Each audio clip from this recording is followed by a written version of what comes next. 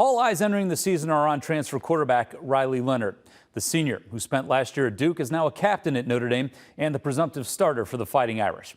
Leonard does have 21 career starts under his belt, all of them coming at Duke. He's as dangerous with his legs as he is throwing the football. Over the past several weeks, his coaches and teammates have praised his play and his growth.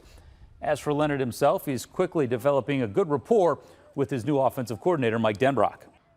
It's similar to what I've done in the past. The quarterback has a lot of control and is able to extend plays in so many different ways. I think we're able to spread the ball out. We got weapons now, like all over the place, even at running back, tight end, obviously receivers.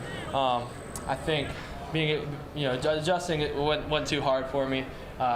Being a fourth-year guy who's been in a similar system my whole career it's been good. It's been an easy adjustment.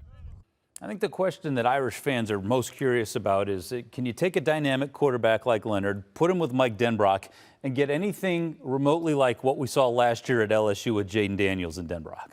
Right. I actually asked that question on Saturday because I saw similarities, and I was happy that Mike Denbrock also saw them. You know, Jaden Daniels' last year at Arizona State, pretty average numbers. His pass efficiency is in the 130s, which is below average.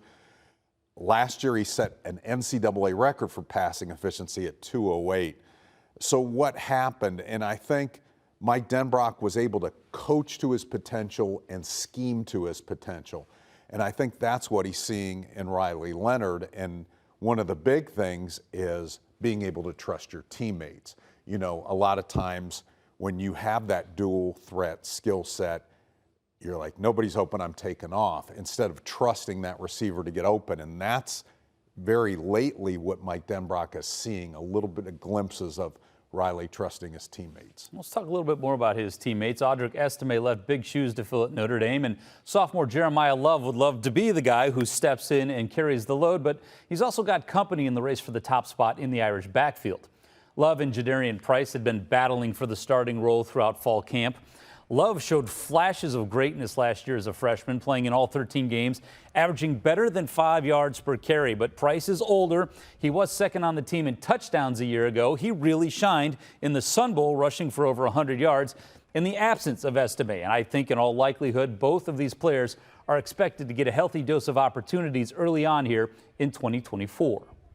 Shoot, it was really important to me, you know, coming out as a young guy and then playing against, people I used to watch them play. So coming out and just being able to perform and, you know, kind of take what I did in high school, you know, do it a little bit on the college level. It was really great. Anchoring down, being more physical in the pass game, you know, breaking more tackles, being more physical in the running game. I feel like I've done a lot in the space last season, but I think I could do even more when it comes to short yardage game. JD's change of direction is super special, but so is Jeremiah. So it's almost like you flip a coin on what you get. Jeremiah's probably a more dynamic guy if you say, look, I want to line you up as a receiver, as a true receiver, and he can do some things that the other guys can't do. But even JD is very special out of the backfield with the ball in his hand. So it's a great situation to be in as a coach, because you got two guys who are super high level that you can intermix in there.